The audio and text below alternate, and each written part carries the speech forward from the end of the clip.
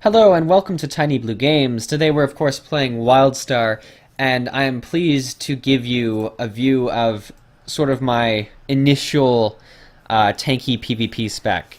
Now, I'm going to warn you that it's probably not the most perfect spec you've ever seen, and it's also going to get changed over the years. Or over the next few days. It's going to get changed over the years for sure, but it's going to for sure be changed over the next few days as well. What is it focused on? It's primarily at the moment focused on rated battlegrounds. I've been doing a few practice arenas to sort of, test the waters with marks. So it does do okay in there as well. But let's just jump into it. This is also my house if you've never seen it before, which I don't think you have. Just got some giant furniture that's sort of in different weird places. I got my little mining pit. This kind of stuff. I've got a portal to the Badlands, which is pretty cool. But let's talk about the spec at hand. So we're an engineer. You can see that. Am I going to talk about my skills first, or am I going to talk about my amps? We'll talk about my skills first. So we're a tanky engineer. However, I generally use the DPS suit, and this is mostly because of the 35% damage increase, which is much more important to me than the 7% less resistance. So when you don't have it active, it's by far more important. However, when you activate it, it becomes sort of unfortunate in the fact that you receive 50% less healing. So you never want to do that while you're taking a flag. You want to make sure you... What I often do is I switch stances before I take a flag, and then I walk away in my other tanky spec, or tanky stance. But what you're also going to look at is you get the Volatility, which you're going to get with both of them, which is great for opening up DPS. And then you're also going to do, when dealing direct damage, deal an additional 2,074 technology damage once per 2.5 seconds to 3 throws within 3 meters, which is really good because we hit hard with it, because we keep a constant amount of damage going out, and then we just have those little bursts as well. What you're going to look at next is my number 1 ability, which is a Shock Pulse. Now, I've been switching this out to a few things. I've tried, here we're going to go to this actually. I've tried Pulse Blast, but it doesn't scale with the things I'm stacking.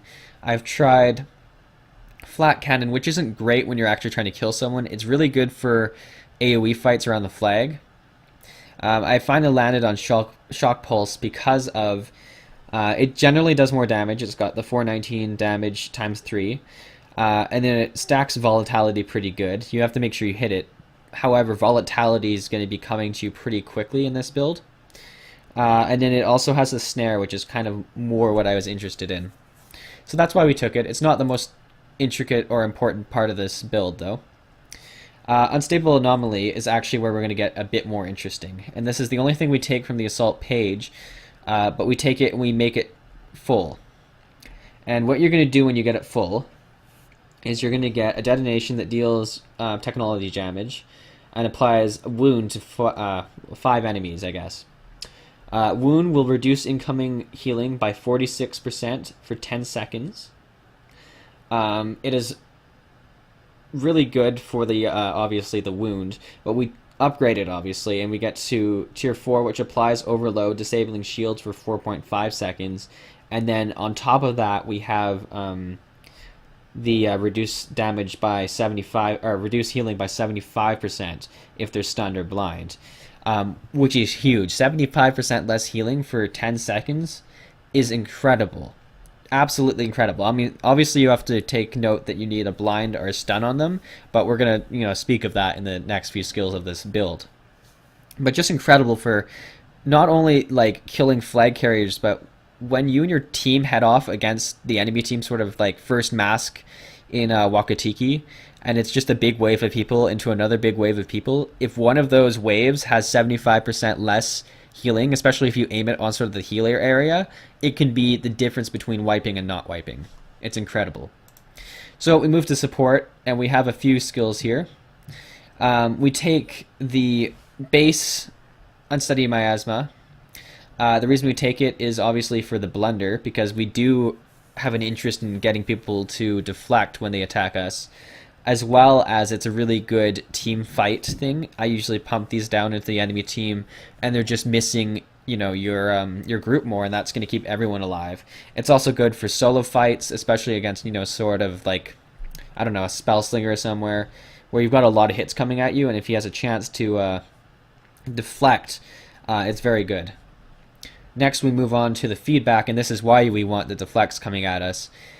We take feedback to the 4th tier major upgrade, just to get the volatility as well as to get the increased damage from it. It is our hardest hitting ability. It's got an 8-second cooldown, but you pretty much use it every 8 seconds because you're going to have enough deflects coming at you. It hits 5 foes, and I've critted for, you know, 4 or 5k of this baby, even 6k's on some people with like no armor, and that's a pretty big number for our tank to be dishing out. We talked about the shock pulse already. Our major damage doer for constant damage is the particle ejector. We're going to take a look at it here. We got it to max, and what does this mean for us? Well, it deals, actually let's read at the very end here, it deals 1058 technology damage to 5 foes every 0.5 seconds, which is a lot of damage. Well, it's not a ton of damage, but it's a lot on top of a group. You also have to remember it's in our support tree, so it's going to be directly affected by our support stats that we're going to be stacking.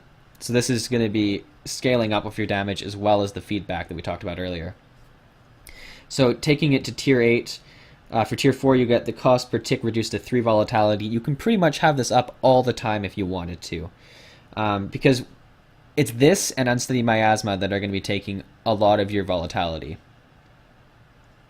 Applies exposed to reduce armor by 20%. This is great for whoever you're got on your team. For instance, I do arenas with a stalker, obviously Marks. If he has 20% less armor to hit, that's a big win for us. It's great for team fights because you're doing it to 5 people and you're just sort of spraying it around.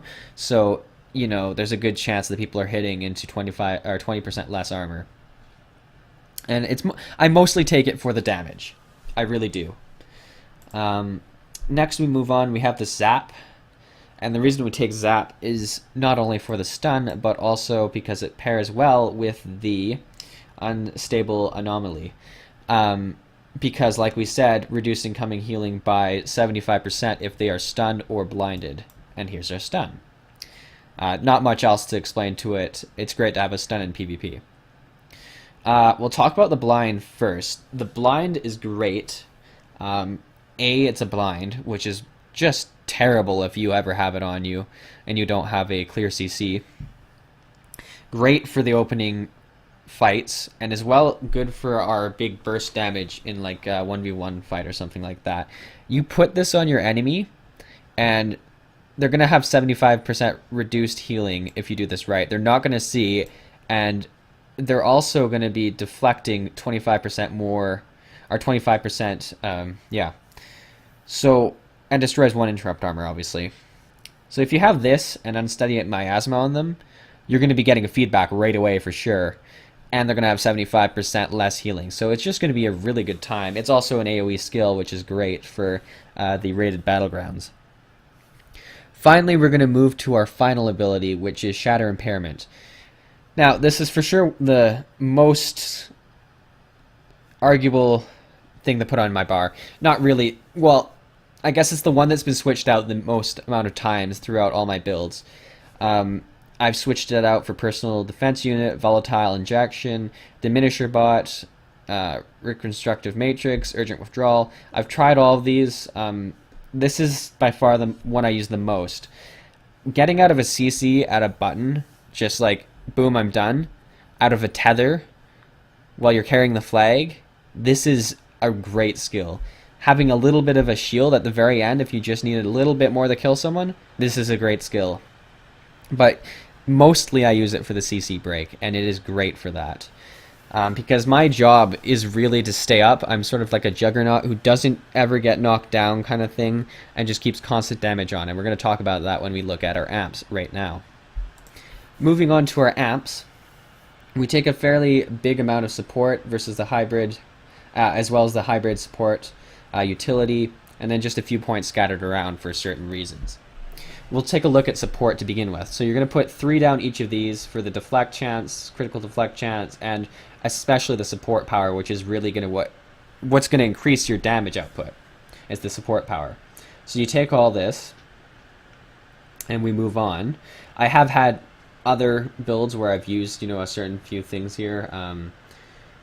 I do use this one in this build actually, and that's the when you deflect an attack, you restore 183 health to yourself and 2 allies, and this makes you kind of a great support in the fact that you're going to be deflecting a lot of attacks anyways.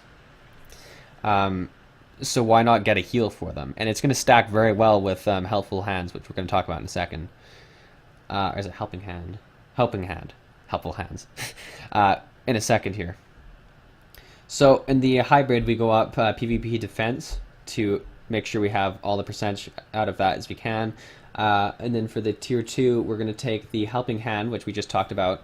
Taking damage grants a beacon for 30 seconds. Beacon increases incoming healing by 5%, stacks to 5 times. You've got 25% more incoming healing. Great paired with this, obviously, which is going to make that heal for a lot more, as well as it's great with our healing trinket, which when I use this, it heals for 6,000 something versus the 5,300. And it's also really good for rated battlegrounds, or arenas if you have a healer, but rated battlegrounds, when you're taking a flag back and you're getting that much more healing, it's great. Beside that, we have the defense protocol. Taking a hit that applies a stun, root, knockdown, grants you alert for 3 seconds, and adds 13% chance to deflect. Now, we don't get, CC'd often, but when we do, it's nice to have this. And the reason this is on my build now is because of the Spellslinger, sort of the root that they have, and they just open up on you. It really pissed me off, and I needed to do something about it, so this is my solution. Now we move up to our only tier 3 ability, which is Protection by Deflection. Whenever you deflect an attack, grant 1 interrupt armor for 5 seconds. Now, you're going to be deflecting lots of attacks. And to get an interrupt armor for 5 seconds, you're going to have a lot of interrupt armors. They don't stack, I don't think, but just to have the one there quite often, you're going to be dealing with a whole bunch less bullshit. Let's say the bullshit, the knockdown, where your face is on the ground and the spell slinger is sort of giggling at you while he shoots at you. This is why we're stopping that, and I can't deal with it, so I had to do something about it, and this is a really great amp for it. Dash regeneration is kind of a must-have to keep up, especially if you're using, or not the actual dash regeneration, that's what we do to get up to the reckless dash. Sorry, we'll speak about this first, just the 7%. I mean, you have to do one of these to get to the next tier. You may as well make it have good synergy. I mean, that's just smart. The reckless dash, however, is very essential to this build. You can roll twice, and you can use Unsteady Miasma. So just dash over twice, and you can use it. Very handy thing to know. I use it whenever I can, just to really keep enough of it just on me. It's really handy, very, very handy. Finally, we're going to move over here, and you've got the PvP offense. I just take that for the increased damage. Critical severity, obviously, because your feedback's going to do some pretty nice crits. And then just critical strike chance. I had to put a few points into something, and that's where I put it to end. So those are the amps. That's pretty much where we went with this. Finally, we'll talk a little bit about the stats and gear. So originally I had full-on PvP gear, and I was having problems actually putting out a lot of damage. So I started switching a few things around here. For instance, I've got this, which isn't PvP gear, but it's got a whole bunch of deflect and tech on it. Which is super great stats. You're going to be stat priority really is, for me, going to be tech followed by insight or deflect chance, and then obviously take a bit of brutality for the strike through, or just pure strike through if you have it, and then the grit just to have some more health. But tech is your damage dealer. The support power is what you want. So that's why I have the energy shield like that. I have my helmet, which is not PvP, and I believe I have one more piece of gear. right here, the gloves. And what I did is I switched out the pieces of PvP gear that actually didn't have tech on them to begin with pieces of gear that do have tech on them, and I'm doing a whole bunch more damage, and I'm not dying a ton faster. The only other sort of sneaky little piece of gear I have is I've got the protection gadget, and I took this because of the healing, and obviously it grants you PvP defense as well, but I love trinkets that heal you. And it heals you for a nice amount. It's like, you know, 1/4 to 2/3 or to 1/3 of your health, which is really good, especially paired with the helping hand ability.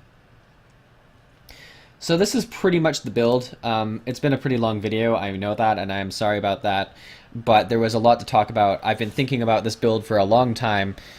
I'm sure I'm not the first to do a build like this, but I hope it helps some people sort of discover a new side of Engineer where you don't have to just be a DPS that pulls out the constant amazing DPS, where you can do something else.